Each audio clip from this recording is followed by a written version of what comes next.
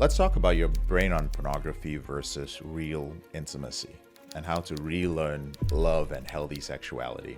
If you've ever felt disconnected from your partner, even during sex, you're not alone.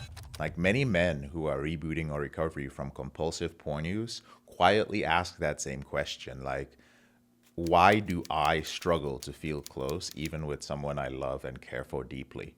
Right? Like you may care deeply for your partner, you may crave affection, but when it comes to intimacy, that emotional closeness, you're there physically, but emotionally you feel that something's missing. If you felt that, then this isn't about failure. You're not failure. It's about something your brain has learned and something you can also unlearn. The human brain is designed to connect reward with meaningful experience, especially when it comes to sex and love. In a healthy bonding process, pleasure is tied to emotional closeness, to eye contact and physical touch, to shared vulnerability, to feeling safe and seen, and so on.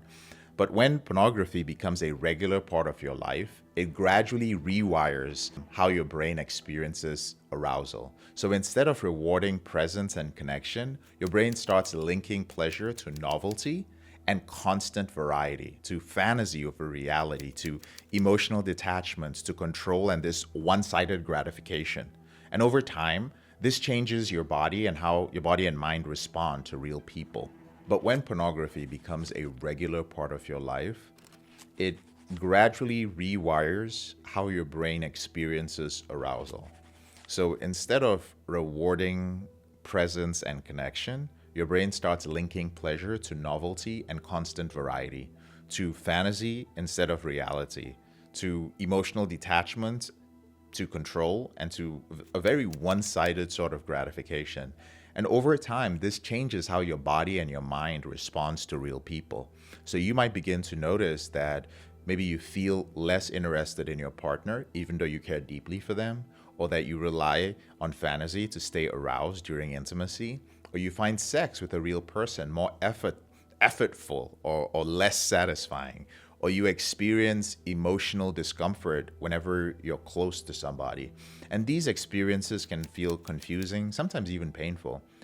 But they're not signs of failure, okay? They're signs that your brain has adapted to an artificial model of connection, one that it can also relearn to let go of.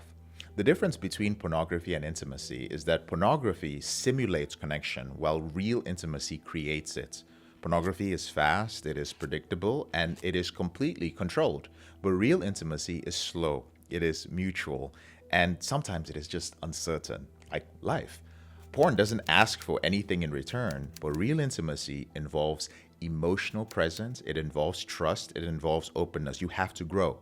These differences matter because the brain, especially during repeated exposure, begins to favor that easier, low-risk option. But ease isn't the same as fulfillment. While porn may offer these short-term stimuli, real intimacy offers something much deeper. It offers safety, it offers emotional attunement, it offers you feeling chosen and respected and accepted. It offers the joy of being known and knowing that you're still loved. And that kind of connection, it can't be clicked into, but it can be cultivated even after years of disconnection.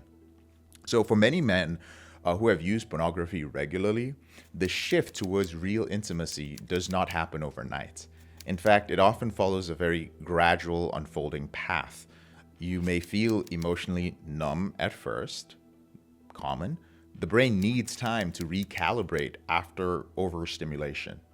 You may feel like you should be excited or emotionally present, but instead you feel flat. So this is not a permanent state, it's just part of the detox and the healing. Secondly, you may feel anxious or avoidant when things get emotionally close. So if porn was your way of staying in control, the unpredictability of real connection can feel uncomfortable. Again, not a flaw in your character, it's a sign that your nervous system is just learning something new. Third, you might long for connection, but not know how to approach it. This is also part of the process. So wanting intimacy is a very healthy impulse. Relearning how to give and receive it takes time and patience with yourself. Healing starts when you can begin to notice these shifts without judging them. Like every awkward conversation, every moment of emotional vulnerability, every effort to be present, these are the building blocks of real intimacy. There's no linear path to emotional and sexual wholeness, no checklist that guarantees immediate closeness. But there are ways to create the right conditions for healing. Just like you would tend to your body if it was hurt or wounded, or a garden or a forgotten part of yourself that's slowly, waking back up. So I'm going to share 5 foundational practices from porn reboots. Now, they're not meant to be finished quickly. They're meant to be returned to over and over until they become a part of how you live and ideally how you love. The first is begin with presence, not performance.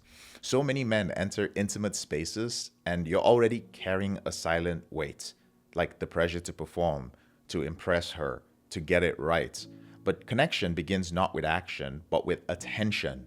So practice simply being with another person, not fixing, not managing, not seducing, just being. Next is like sit across from someone and really begin to notice their voice, their tonality, their pauses. Be okay with silence. You don't have to fill it. If you're in a relationship, try laying beside your partner without touching, just noticing their breathing and yours. And if you're not, begin with friends. Like deep listening is a form of presence and practice. You're learning to stay in your body, to stay in the room, to stay emotionally attuned. This is the foundation of intimacy.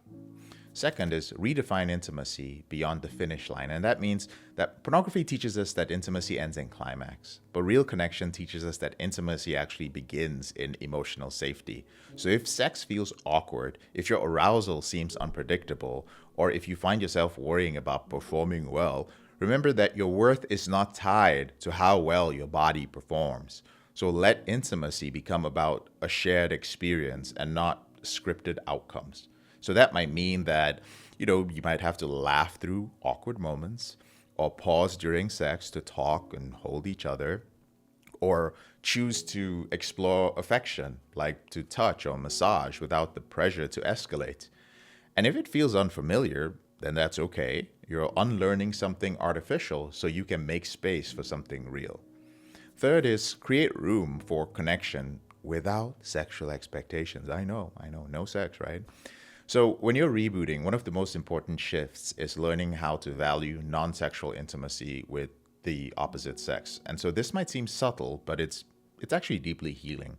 When you learn how to feel emotionally connected without immediately seeking sexual gratification, your brain begins to form healthier pathways, the ones that are based on trust, on empathy and presence, rather than stimulation and escape. And you can nurture this by developing friendships where you can be emotionally open without needing to express, engaging in meaningful, creative, or collaborative activities with others like music, art, service, spiritual practices, or allowing your desire for closeness to exist without trying to solve it sexually. So you'll start to discover the emotional nourishments that can come from places that you'd absolutely forgotten to look. The fourth is listen to your body with curiosity, not judgment. After years of numbing, right, many men struggle to interpret the signals that their body actually sends. So you may feel anxious in moments that are supposed to feel good. You may go numb when things get emotional. You might misinterpret discomfort as disinterest, or you might push past your boundaries just out of fear. So my recommendation is actually to start small. So rebuild trust with your body by noticing how it responds to different situations. Right? Like does your stomach tense up when someone gets close to you? Do you hold your breath when you are emotionally exposed? Or do you feel relief or restlessness when during affection? Like let these cues speak, not to judge you, but to guide you. Every sensation is an invitation for you to check in. With time, your body is going to become more than just a tool for pleasure, but it will become a place of wisdom, a place of safety, a place of truth. And the fifth is name what you feel, even if it's incomplete. So, one of the most courageous things that you can do is say out loud what is happening inside, even when the words feel clumsy or you feel unsure of them. So, you don't need to analyze everything. You don't have to sound eloquent or clear. You just have to be honest. So, try saying sentences like, I'm feeling kind of nervous right now, or I want to feel close to you, but I'll keep it real. I'm also a little bit scared. Something feels off and I'm not sure why. So for the guys, I'm saying this in a masculine way so that you can feel comfortable with it, right? You can also say, you know what, this feels new for me and I'm trying to stay present. So the goal isn't to have all the answers. It's to allow someone else into the room with you, like emotionally, mentally, spiritually, instead of trying to navigate it all alone. And naming your experience is how you make space for someone to meet you there. So there's no rush here. There's no finish line that you're racing towards. Love, trust, touch, and vulnerability, these things are relearned at the speed of, let's call it, gentleness. So you don't need to arrive at intimacy. You only need to keep returning to the parts of you that are still willing to try. And if some days just feel like setbacks, that's okay. Just come back again and again. Every moment that you choose to show up, awkward, honest, unguarded, it's a step towards becoming someone who is not just sexually sober, but emotionally whole. You're not just quitting pornography, you're recovering the ability to love and be loved in return. And that, my brother, that is a sacred journey. If all of this feels slow or uncomfortable, a different pace, that's okay. You're not behind. You're not bad at intimacy. You're just relearning something that the world didn't teach you well, right? So this is not about fixing yourself. This is about remembering how your body was meant to feel, how your heart was meant to open, how love was meant to be mutual, not consumed, right? The truth is that you are capable of meaningful, joyful, connected sex.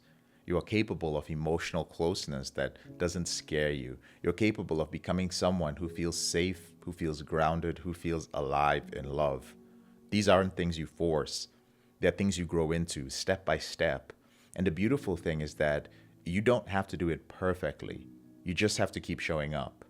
And you can start by, I'll keep it simple, just book a free call with me. Have a conversation with me. I'll listen to you. And at the very least, I can provide you with a customized a roadmap for your journey at no cost, right? There's a link somewhere on this page. Go ahead and click it, and we'll be happy to help you.